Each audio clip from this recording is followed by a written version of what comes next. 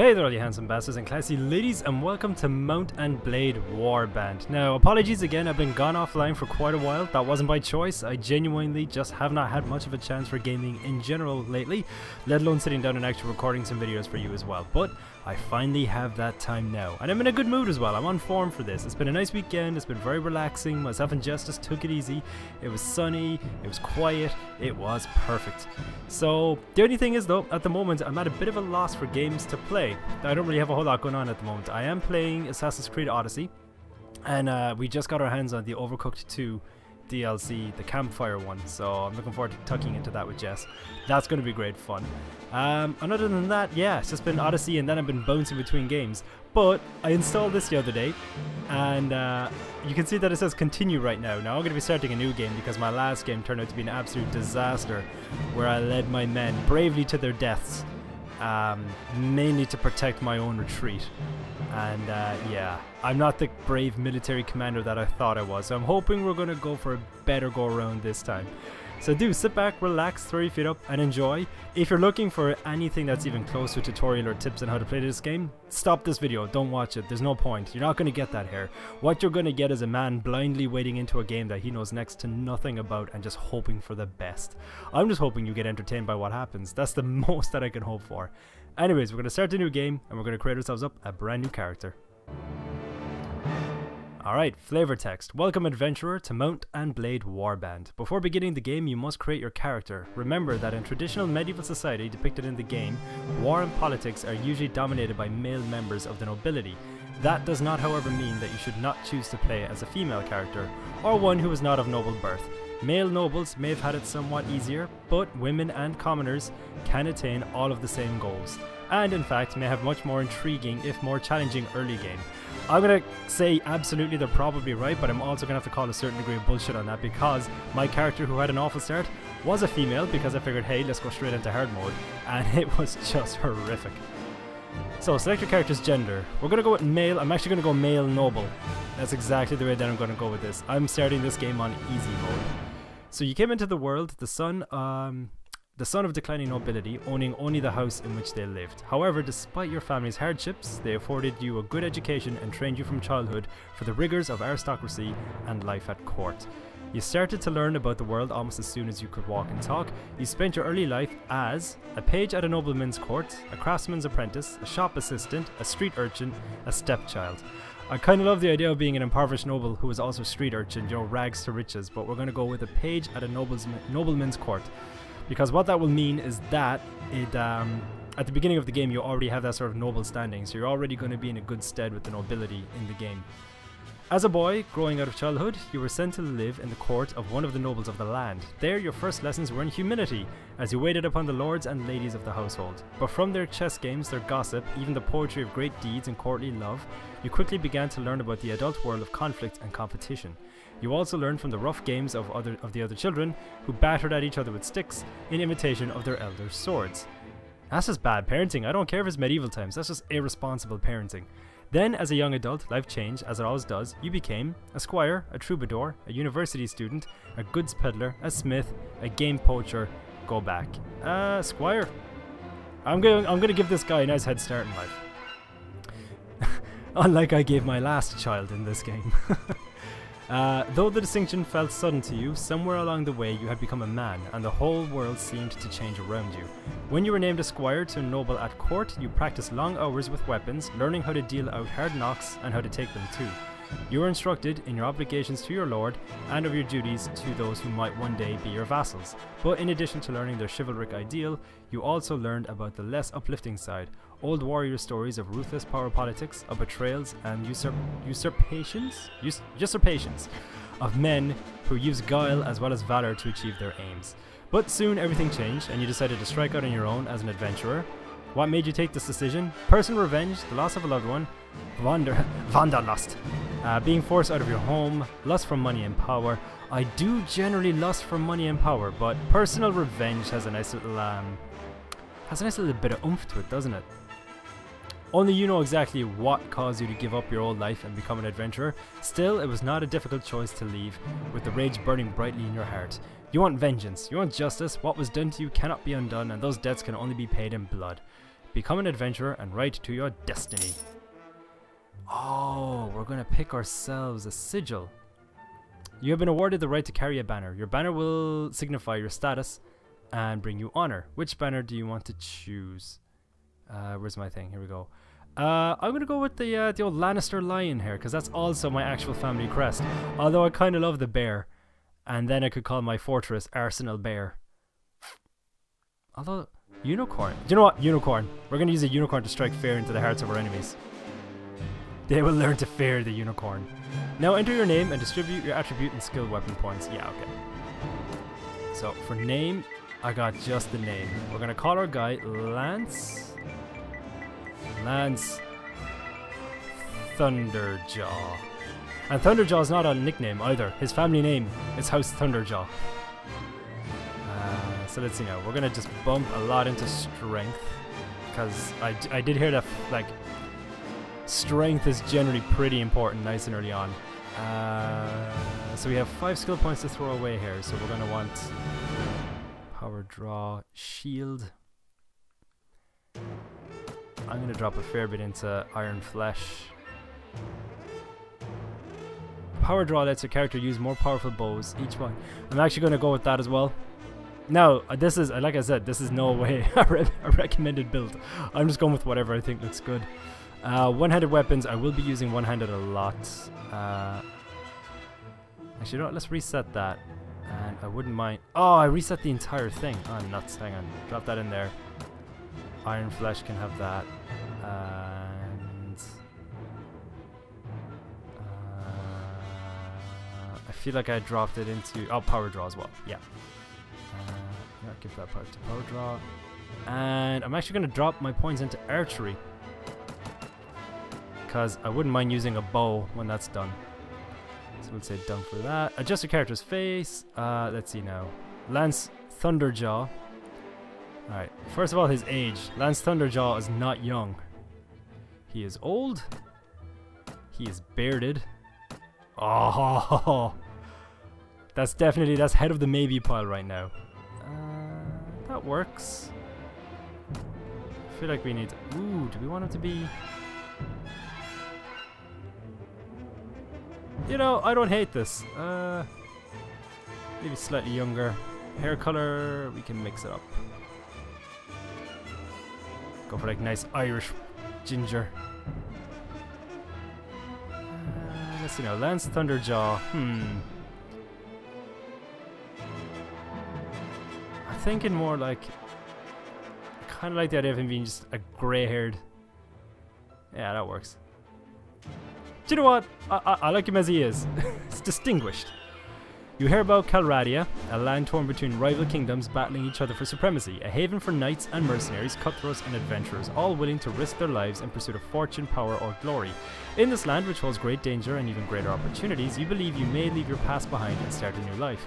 You feel that finally you hold the key of your destiny in your hands, free to choose as you will, and that whatever course you take, great adventures will await you.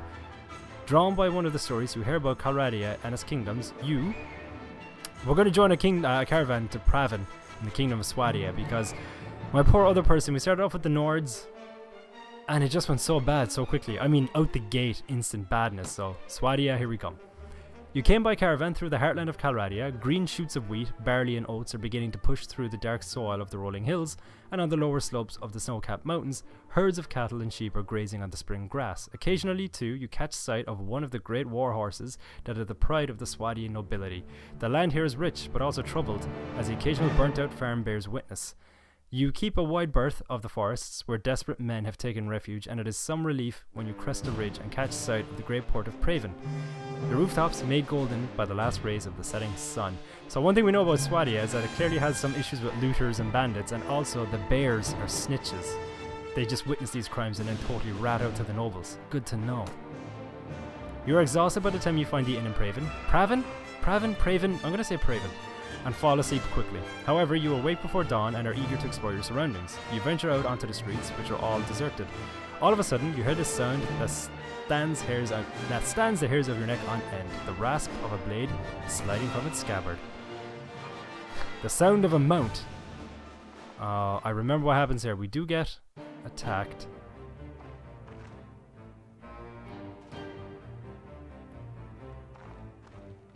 Okay, he's not gonna come up behind us. Oh, there we are. And I missed him. Oh, he's got a... Hang on. Just give me a moment. Crossbows take forever to load. Oh! I appreciate your cooperation. There we go. Just like real life. I kind of want to take his bow. Hang on. Give me my crossbow. Can I pick up his hunting bow, though? Quick bow. Oh, no! Alright, Merchant of Praven. Are you alright? Well, I guess you're alive. Excuse me, my voice is going. It's breaking. I'm finally becoming a man. Well, I guess you're alive at any rate. I'm not sure that we can say the same for this other fellow. No, he's dead. And if he's not dead, he will bleed out soon. Medical science has only come so far. That's one less thief to trouble our streets at night, although heaven knows he won't be the last. Anyway, maybe you can help me with something. Let's talk more inside. Out here, we don't know who's listening. And the message here, kids, is that whenever a strange man in the early hours of the morning invites you into his home, you follow that man. It could lead to a good job opportunity. The merchant takes you to his house. Once inside, he stands by the door for a while, checking the street, and then finally, convinced you have not been followed, comes near you to speak, and whispers into your ear to tell you to take off your clothes. Alright then. I love the unicorn. The world of all of Swati will learn to fear the unicorn. With his little crooked horn as well. It looks like he just has a dildo on his head. Now let me explain my proposition. We've always had brigands in the hills, driven by banditry, by war, debt, or love of violence. Recently, however, they've been getting bolder, leaving their camps in the wild and venturing into town, looking for unwary prey. The watch commander tells us it's because of all the fighting on the frontiers, fewer men to keep an eye on the streets, but I'm not sure what to make of that. It seems to me that the most logical explanation is that these bandits have an ally inside the walls who helps them enter unnoticed and helps them identify particularly tempting targets. Last week, you see, they took my brother. I don't know what my brother was thinking, a lad from a prominent house out alone after dark and in times like these. Well, I suppose you were too, but you're a stranger here and didn't know how bad things have become. He had no such excuse, but he's family, so what can you do? If you don't protect your kin, then people will start thinking that you can't protect your investments either, and I can't have that. No doubt the gang will soon send word about a ransom, but I don't care to pay it. I love his moral stance on, like, you have to protect your family. I mean, family's all you got, but if somebody wants money to keep them safe, fuck that. You can always get more family. So here's my proposition. You look like you've had a bit of experience with a blade, and more importantly, you must have a bit of fire in your belly, or you wouldn't have come to Calradia to seek your fortune. So here's what I'm asking you to do. Gather a small party, track down these bandits to their lair, teach them a lesson they won't forget, and get my brother back safe. In return, you'll earn my lasting gratitude and a bit of silver. What do you say? I'm interested. I'm not interested. I have more important business to do. I'm interested. You won't be able to do this by yourself though. If you try and take on the whole gang single-handedly, the hunter will become the hunted, I'll warrant. You'll first want to round up a group of volunteers. There's always a few lads in the villages around here looking for a bit of work. That's more interesting than tilling the soil or hauling water. They'll follow you if you pay. So, take this purse of 100 dinars. Consider it... Dinars? Isn't dinars... Like denarii, that's Roman currency, isn't it? Anyways, consider it an advance on your reward. Go round to the villagers and use the money to hire some help. I'll reckon that you need at least 5 men to take on these bandits. Very good, sir. I'll go and collect these men from around the villages, says Lance Thunderjaw with calm professionalism. Good. You can find me at the tavern here in Praven after you've got the group together. Then we'll speak about what to do next. Alright, you've taken your first quest. You may view your quest log. Okay. Can I take this cabbage? I can't. Alright, we might as well just leave. Alright, you're now viewing the overland map. Press X on the map to move your party to that location. Now, do you remember that last game that I keep alluding to that went horribly wrong? This is the part of the game where things went wrong for me the last time. Now, I'm not going to bore you with it right now, but I will fill you in. I'll fill you in what happened maybe at the end of the video. So if you want to know my tale of woe, just let me know. Now, we're going to go to Asgard, and we're going to talk to the Aesir. See if we can get some gods to help us out. The village of Asgard seems to be flourishing. The fields and orchards are humming with activity, with filled sacks of grain and dry meat testifying to the productivity of the village's cropland and pastureland. You remember that this village and the surrounding lands belong to Count Rafarch of Kingdom of Swadia. The populace is indifferent to you. 0. Or is that a nipple? Recruit volunteers, go to the village center. Right now we're just going to recruit volunteers. 10 dinars for one person. My first faithful follower. He will be a brave general in my army someday. I shall call him Steve. So what do we have here? And we have looters straight away. 4 looters. That's actually quite bad. We don't want to get into a fight with these guys just yet. If anything, we want to go around them if at all possible. Now, looters aren't, you know, they're not troublesome. You can absolutely butcher them if you want, but it's just me and Steve right now. And Lance Thunderjaw is a bit of a badass. But he is not ready to, are these looters? Oh, they're deserters. Alright, whew. If we got into a fight with them, we'd be dead. Well, actually, Steve would be dead. I would be taken hostage and they would do some not nice things to me for a while. Go to the castle, take a walk around. Ah, of course. Sorry. This is a castle. You don't recruit people there. You recruit them in the villages. So, we will leave here for now. Do you know what they call the wrestlers in this town? Suno wrestlers. Alright. Rollins. Hopefully we can recruit a couple more. Are they? Yep, forest bandits. Looking to mess with us. Okay. Got 2 volunteers. That's something.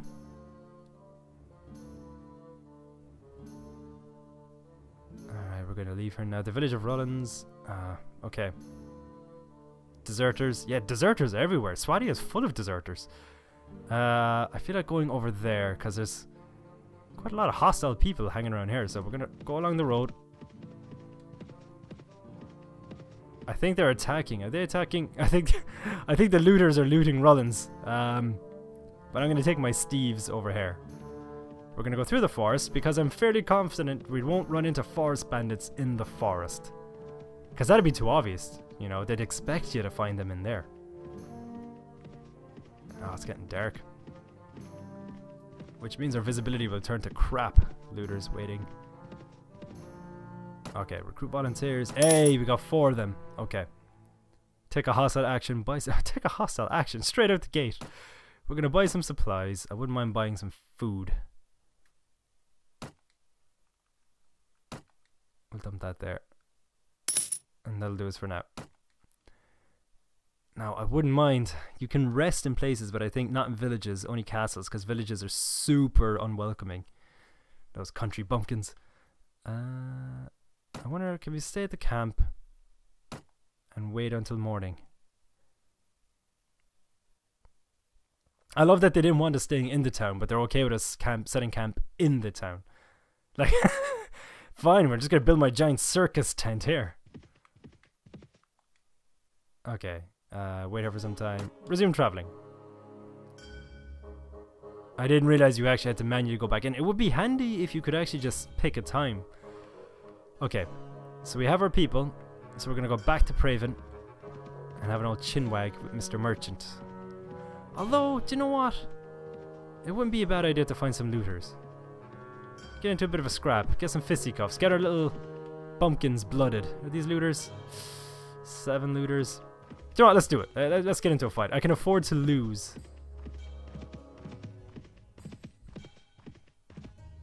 There we go. What do you want? Surrender or die? Nothing will leave you in peace? Nah.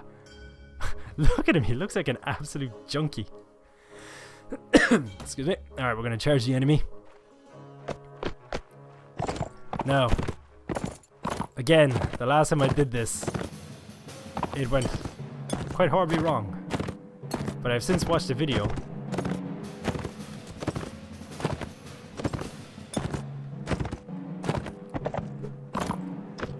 Damn it, they're gonna murder my men. Ugh. Damn it, how do I get rid of that? Oh no. Oh god. I'm not ready for this at all. Okay, deserter dead. Oh, is he not dead? No. I think it just... Alright, now he's dead. Oh god, I think I just hit my own man in the face. Alright. Are you sure you want to... No!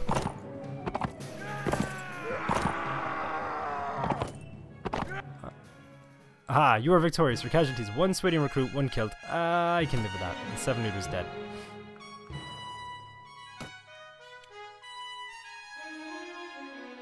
Three ready to be upgraded, so we're going to upgrade these guys to militia. We'll upgrade all of them. And we're just going to take everything. Yeah, we'll take it all. Awesome. Now, I wonder, is any of this better than what I have? So, 21 body armor, 4 to leg armor. No, no. They have no hats either. I could have sworn I saw people with hats. Speed rating, and I'm happy with my sword as it is. Yes, we have a woolen hat. Boom, there we go. Makes Lance Thunderjaw look like a bit of a, plus 1 to leg armor. What does my current? Yeah, no, we're fine. It's fine. It's fine. There. And the legend of Lance Thunderjaw begins.